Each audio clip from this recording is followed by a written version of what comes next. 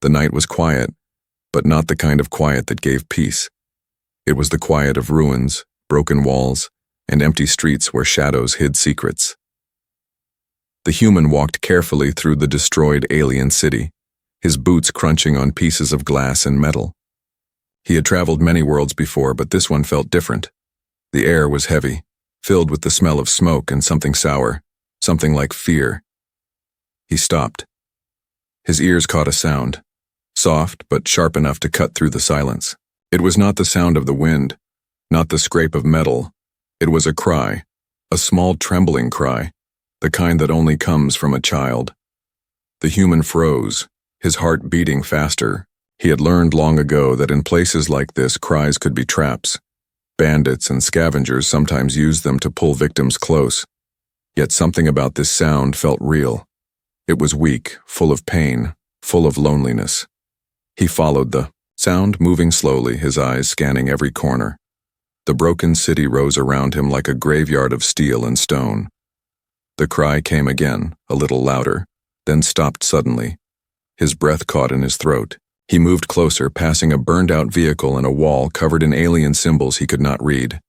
Finally, he saw movement under a collapsed piece of building. There, half hidden under sharp metal beams, was a small figure. Big, glowing eyes stared at him through the dust, wide with fear. It was a child, not human, but alien. Its skin was pale and thin, almost glowing in the dark. Its tiny arms hugged its knees, and its whole body shook as if the world itself had been too cruel. The human knelt slowly, raising his hands to show he meant no harm. "It's okay," he whispered, though he knew the child might not understand his words. But kindness had a way of crossing language. Before the child could move, another sound echoed behind him. Rough voices, laughing in a cruel way. He turned, his head slightly, muscles tense. Out of the shadows came scavengers, alien raiders with sharp teeth and crude weapons. Their eyes gleamed as they saw the child. "Well, well," one of them hissed. "The little prize is still alive." "Good. The boss will pay for this one." The human's jaw tightened. He looked back at the child, then at the scavengers. It was clear now. This was no trap. The child was real prey, and these scavengers were the hunters. He stood, placing himself between the orphan and the approaching group. His mind worked quickly. He had no heavy weapons, no army behind him, just his fists, his knife and his will. But he had something the scavengers did not: experience and the stubbornness of being human. The leader of the scavengers sneered, "Step aside, human. This is not your fight. Leave the brat and walk away. Maybe we let you live." The human didn't move. His eyes stayed locked on them, cold and steady. Inside, his heart pounded, but his feet felt heavy, rooted to the ground. He thought of walking away, thought of turning his back, but the cry of the child still echoed in his head. He knew if he left, that cry would stop forever. He lowered his voice and said, "You'll have to go through me first." The scavengers laughed. "Through you? You are one man. We are many." The human didn't answer. Instead, he shifted his stance, ready for the fight. The child behind him let out another small sound, not of fear this time, but of hope. It was as if the tiny alien believed, even for a moment, that this strange human might protect them. The scavengers spread out, their weapons catching the faint light. The leader pointed his blade forward. "Kill him. Take the child." The human's muscles tightened. His hand gripped the handle of his knife. He could already feel the storm coming, a storm of violence, but he did not flinch. In his mind, one thought burned bright. He had found a cry in the dark, and he would not let that cry be silenced. The night air grew colder, the ruins silent again, waiting for the clash. The child's glowing eyes watched him, unblinking. The human whispered one last time, more to himself than to anyone else. "Not today." And then the scavengers rushed forward. The scavengers charged like hungry beasts, their boots hammering against the broken ground. The human's eyes narrowed, his body moving before his mind had time to argue. He stepped forward, knife flashing in the dim light. The first raider swung a jagged club, but the human ducked low, driving his shoulder into the raider's stomach. The alien stumbled back with a grunt, air rushing from its lungs. Another scavenger swung from the side, his blade aimed for the human's ribs. The human caught the wrist, twisting hard until he heard a sharp crack. The alien screamed, dropping the weapon. With one push, the human sent him crashing into a pile of rubble. The child watched with wide, glowing eyes, trembling but not making a sound. For the orphan, this was not just a fight. It was survival. The scavengers were used to being feared, but this human did not run, did not beg, did not bow. He fought like someone who had seen too much already, like someone who knew that mercy was a luxury. The leader of the scavengers snarled, stepping forward. He was taller than the rest, with scars carved across his face. His weapon was not crude like the others. It was a long, curved blade, stained from past kills.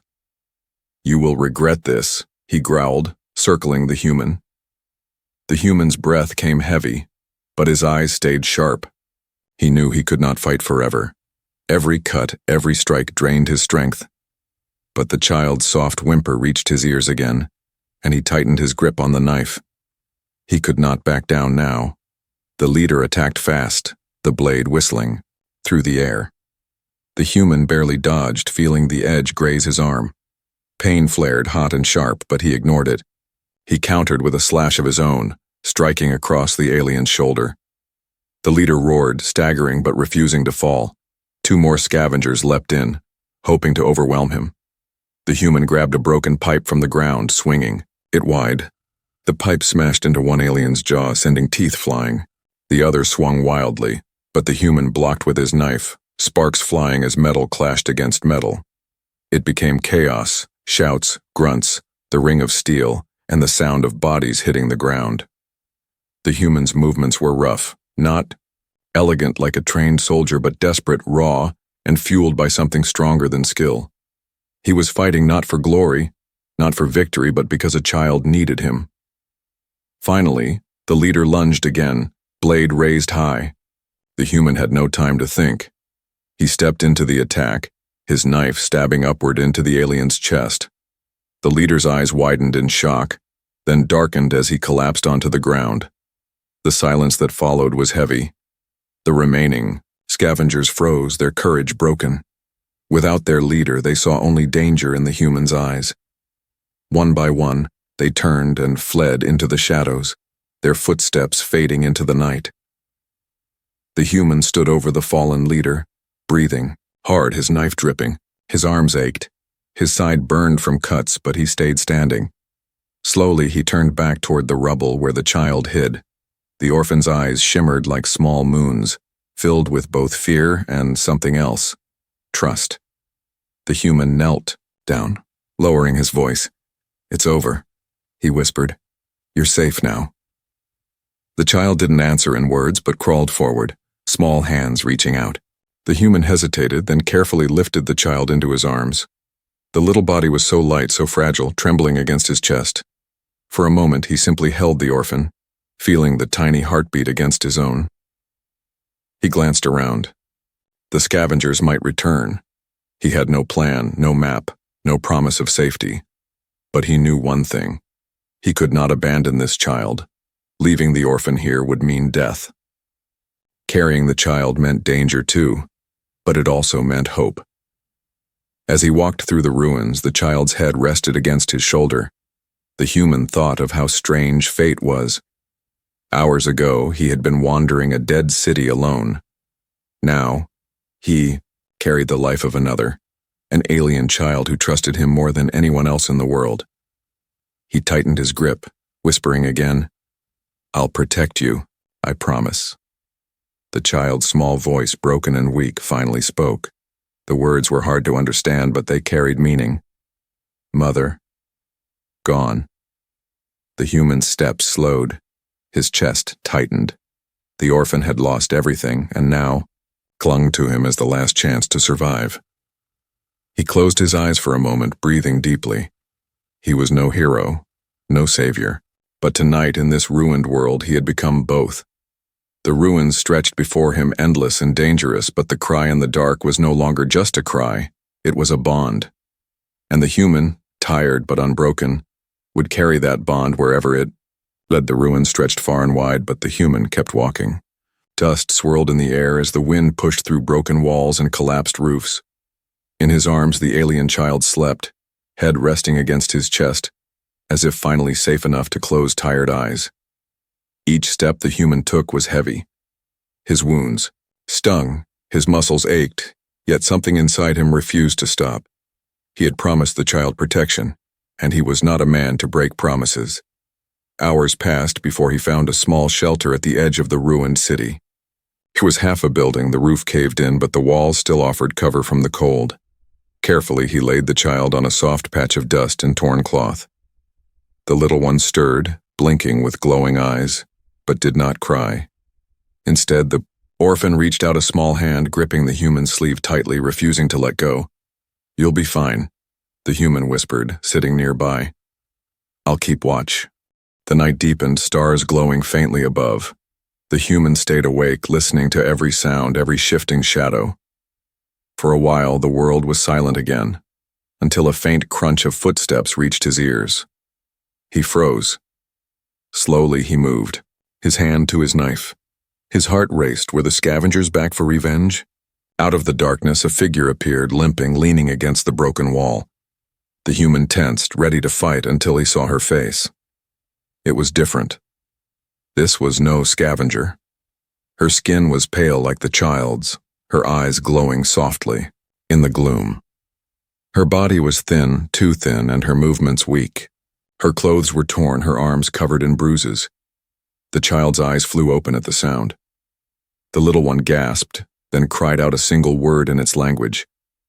The woman stopped, her whole body trembling. Slowly she turned her gaze toward the child, and in that moment the human understood. This was the mother. The woman stumbled forward, tears spilling down her cheeks. She fell to her knees beside the child, pulling the little one into her arms. The orphan clung to her, sobbing, voice filled with relief. The human looked away, giving them space, though his chest felt strangely heavy. The woman spoke in her own tongue, her words pouring out quickly. The child answered, voice still broken from fear. The human could not understand, but he could see everything in their faces. Loss, reunion, love. After long moments, the mother looked up at him. Her eyes locked onto his, and for a second, he thought she might lash out, afraid of a stranger touching her child. But instead she bowed her head. Not just a small nod, but a deep, trembling bow, her forehead almost touching the ground. The human blinked in surprise. "Hey," he said softly, unsure if she understood. "There's no need for that. I just couldn't leave the kid." The widow raised her head slowly, speaking in a halting voice, mixing broken human words with her own. "You save. You protect her." He shook his head, uncomfortable. "I only did what anyone should have done." But the woman's eyes said otherwise. To her, his act was not ordinary. In this world, few would fight for a stranger's child. Fewer still would risk death against armed scavengers. She touched her chest, then pointed at him. "Oh, life. To you."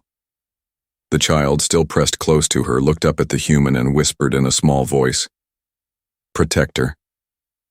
The word was clear, soft, and carried a weight that made his throat tighten. For a long moment, no one spoke.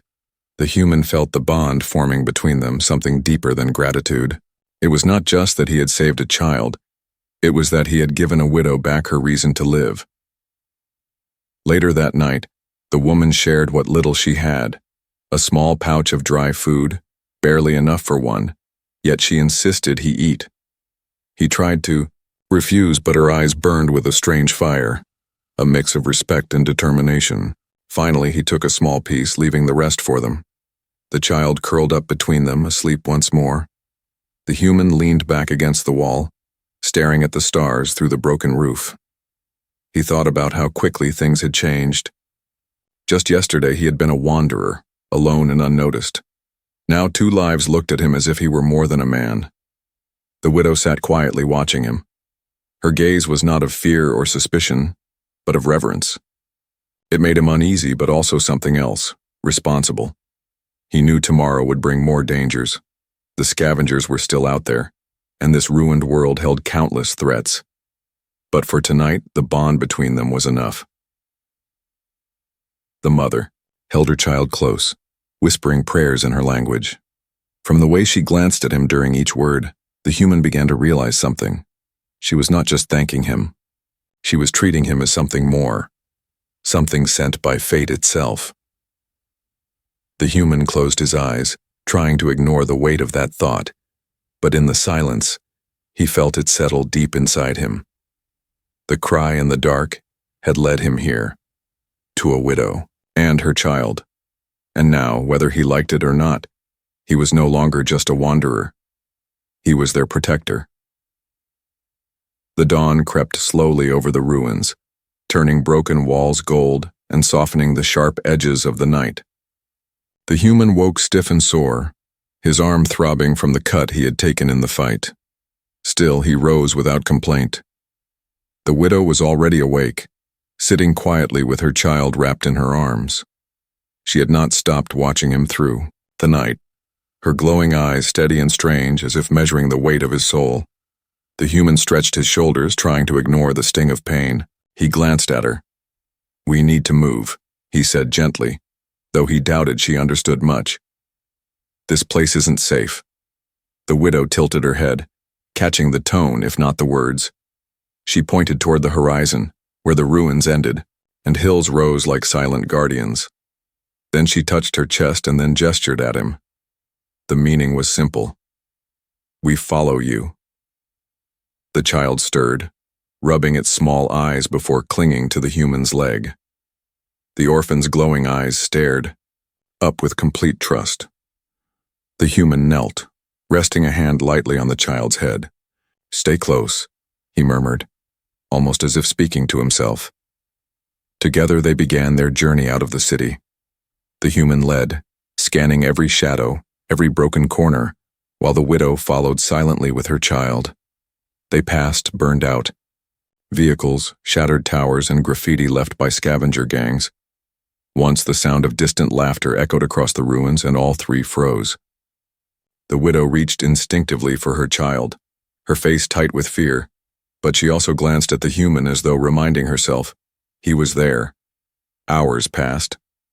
They found a stream among cracked stone, the water barely clean enough to drink. The human filled a dented flask, first offering it to the child, who gulped gratefully. The widow too drank, though she hesitated before touching something offered by human hands. When she finally did, her eyes softened just slightly.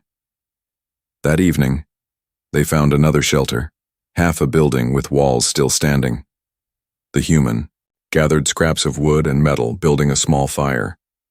The child giggled softly at the sparks pressing against his side. The widow watched, her lips parting as if to speak, but no words came. Instead, she touched her forehead and lowered her head toward him again, a gesture of honor. The human sighed, rubbing the back of his neck. "I don't need worship," he muttered under his breath. "Just trust. That's enough." The widow didn't understand his words, but she understood his actions.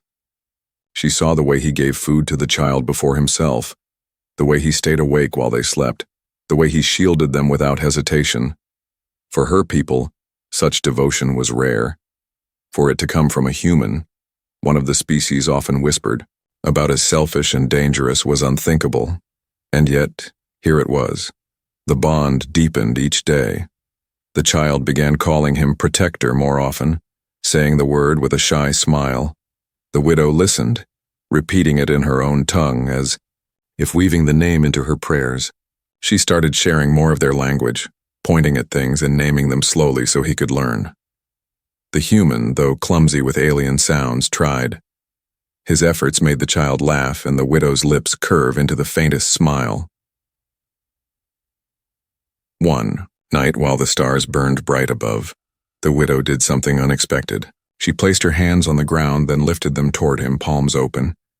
It was an old gesture from her culture, one meant only for those who had saved not just lives, but souls. The human didn't know the full meaning, but he felt its weight. "Don't put me on a throne," he said softly, meeting her glowing eyes. "I'm no saint. I just couldn't let your child die." But she shook her head slowly, her gaze unwavering. To her, his words meant little. Actions were louder than language. He had stepped into death's shadow for her child, and no one in her world could erase that truth.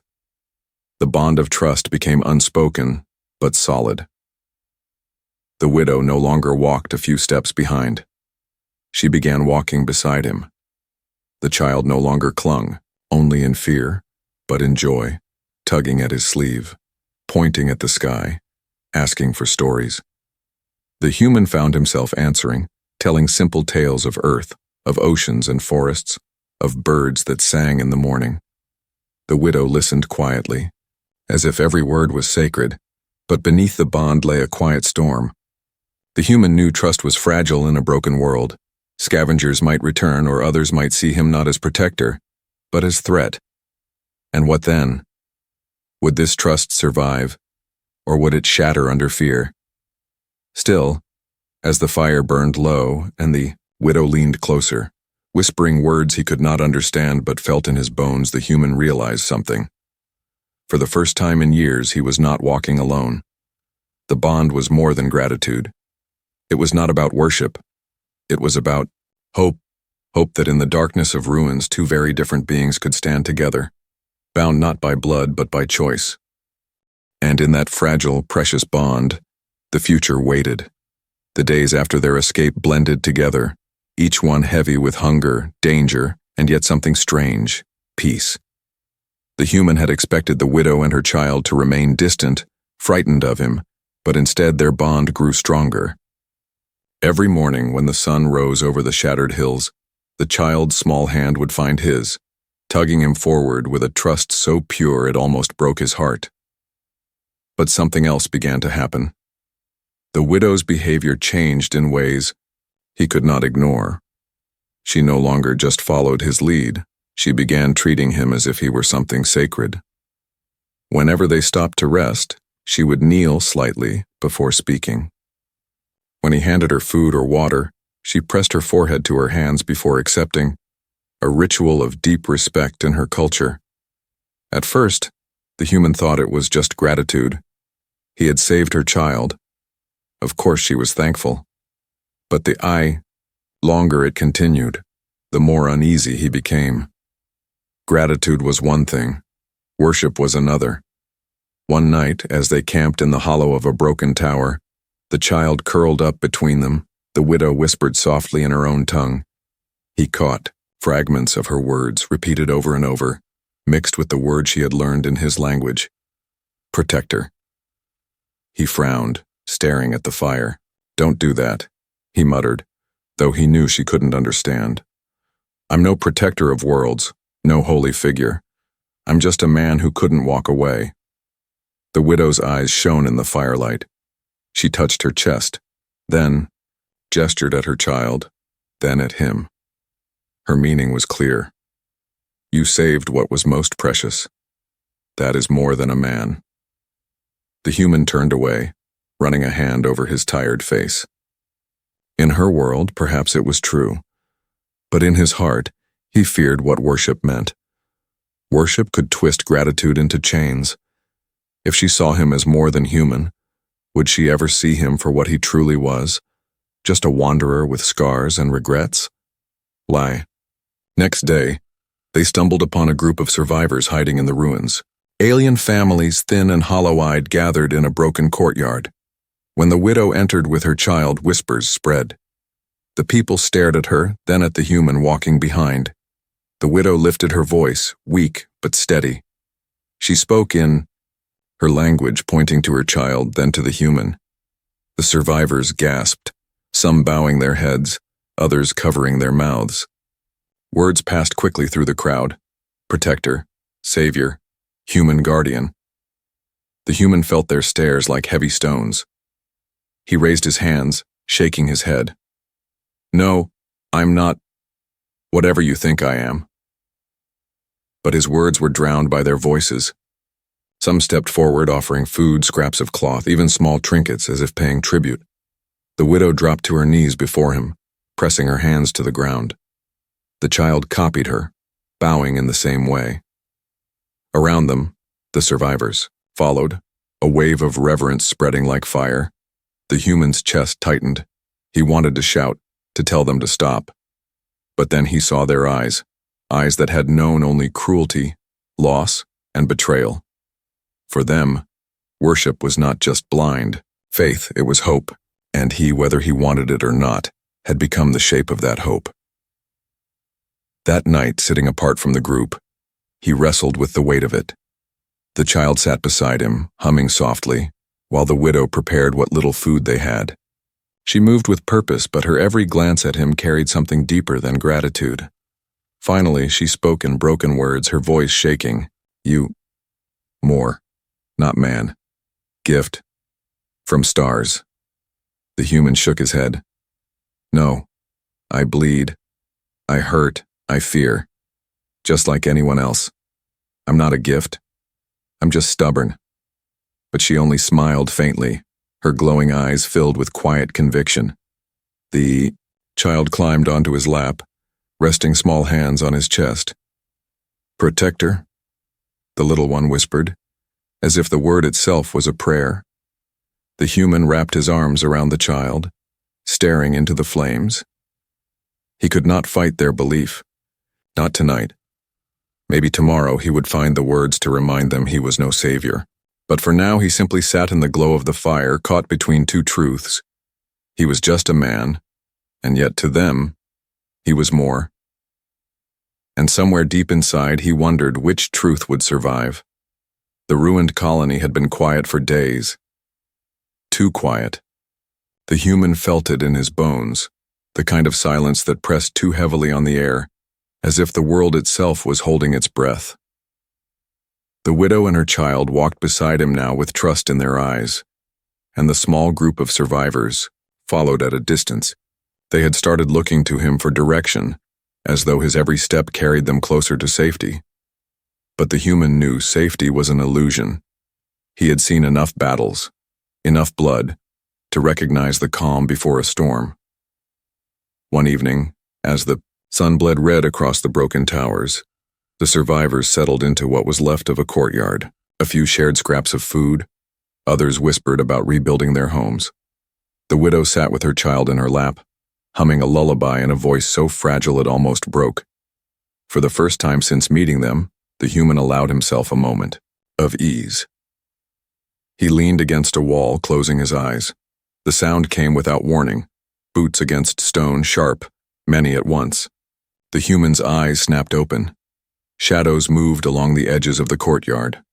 Survivors froze, their faces pale. The widow clutched her child tightly, her song dying in her throat. From the darkness, the scavengers returned. This time they were more, dozens, their weapons gleaming. At their front stood a new leader, bigger, crueler, with burning eyes and a jagged scar running down his throat. He carried the curved blade of the fallen raider, proof that the first leader's death had only brought more vengeance. The man's voice echoed through the ruins. "Human," he growled. "You killed our kin. You stole what belonged to us. Now you will suffer, and those who kneel to you will burn."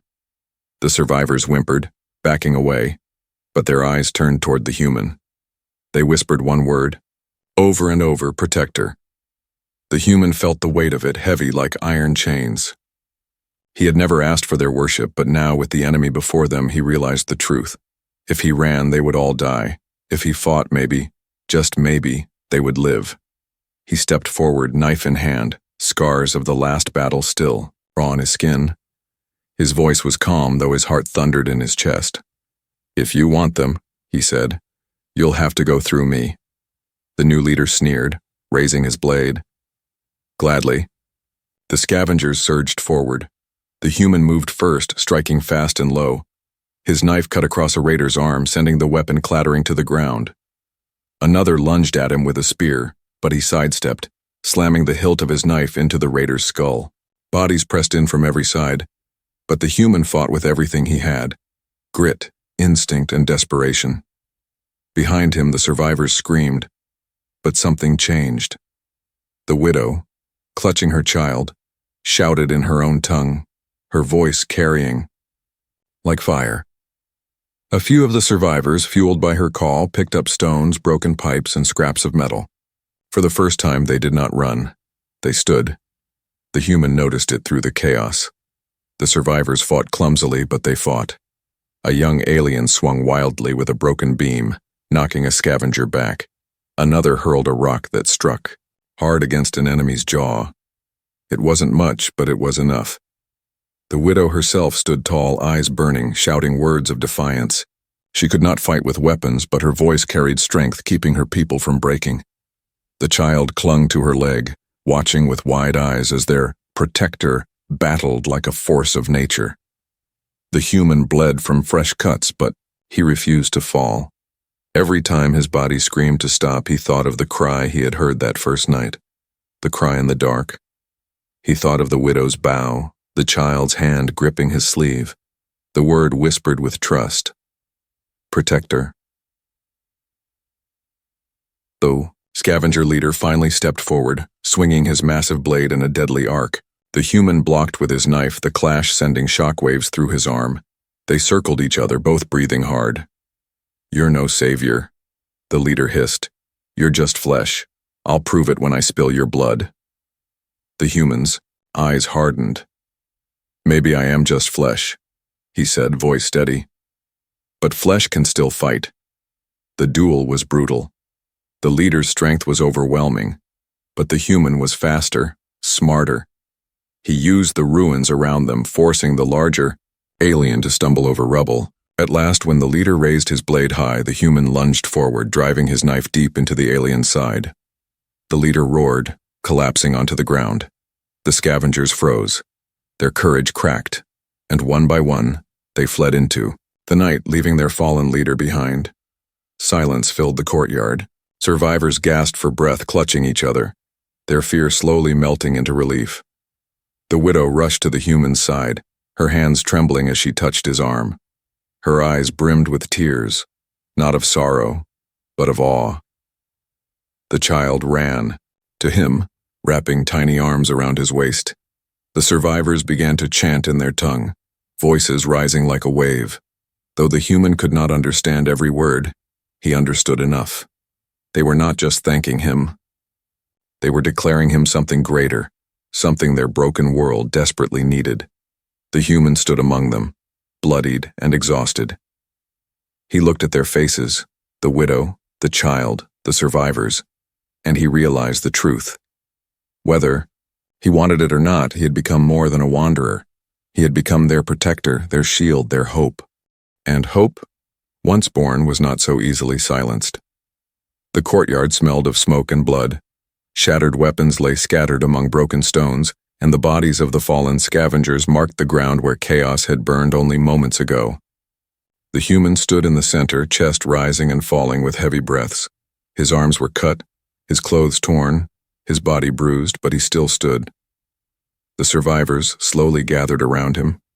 Their eyes, once wide with fear, now shone with something different: relief, awe, hope. The widow was the first to approach. She held her child tightly in one arm, while with the other she reached out to touch the human's hand. Her voice shook as she whispered in her tongue, but he caught the meaning in her trembling eyes. "You saved us." The child pressed its small forehead against the human's chest. "Protector," it whispered softly, the word carrying across the silent courtyard. Others heard it and began repeating it. First a few voices, then more, until the chant filled the night air. "Protector, protector, protector." The human closed his eyes. He wanted to tell them to stop. He wanted to remind them that he was no savior, no chosen figure. just a man who refused to walk away. But when he opened his eyes again, he saw the truth written on their faces. They needed this belief, this anchor, in a world that had stolen everything else from them. To them, he was not just a man. He was proof that hope still lived. The widow knelt before him, placing her child at his feet. For a moment, the human panicked, thinking she meant to give the child away, but instead, she pressed her forehead to the ground, a gesture of her deepest vow. "We follow you," she whispered in broken human words. "Where you go, we go." The human's throat tightened. He had never wanted followers, never wanted to lead. Yet here they were, not because he asked, but because he gave them something they thought they had lost forever: protection, trust, and a reason to believe tomorrow could exist. That night, the survivors lit small fires among the ruins. They cooked what little food they had, passing it first to the human before taking any for themselves. He tried to refuse, but the widow's fierce gaze left him no choice. Around the fire, they sang in their language, voices carrying like fragile but unbroken threads. The human sat in silence, listening. For the first time in many years, he felt something inside him shift. He had been wandering, carrying only his own burdens. Now, without asking for it, he carried the burdens of others too. It was heavy, but it was also strangely right. At dawn, they began their march out of the city. The survivors walked in a line, the widow and her child close to his side. Some carried makeshift weapons, others carried the weak and wounded. They looked like a broken people, but their steps were steady, bound together by something new. As they left the ruins, the child tugged at his sleeve and pointed at the horizon. The sky glowed with colors of a new morning. The human smiled faintly. "Yeah," he said softly, even though they couldn't understand his words. A new beginning. Days later, they reached a valley untouched by the scavengers, where grass still grew and streams ran clear. The survivors gasped as though they had stumbled into paradise. The widow wept openly, clutching her child. The human walked to the center of the valley and dropped his pack, his body weary but his heart lighter than it had been in years. The survivors gathered around him again. This time there was no chanting, no kneeling. Instead, there was quiet, the kind of silence that came not from fear but from respect. They watched him, waiting for him to speak, to guide, to lead. He looked at them, at the widow whose glowing eyes no longer carried only grief, but also hope, at the child who held his hand so tightly, at the people who now trusted him with their lives. For a long moment, he said nothing. Then finally he spoke. "I'm not a god," he said firmly, his voice carrying across the valley. "I'm not chosen, I'm just a man. But if you need me to fight, I'll fight. If you need me to lead, I'll lead. If you need me to protect, I will protect." The widow bowed her head. The child pressed closer, and the survivors murmured softly among themselves. They did not care whether he called himself a man or something more. To them, he was what they had prayed for, even if they hadn't known it. A protector, a shield, a chance for tomorrow. The human breathed deeply, staring at the sky. Once, he had been alone. Now, he was bound to a people who saw him as their hope.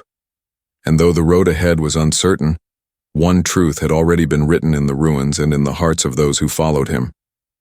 From the cry in the dark to the chant of protector, a new story had begun, and for the first time in a long time, the human believed in it too.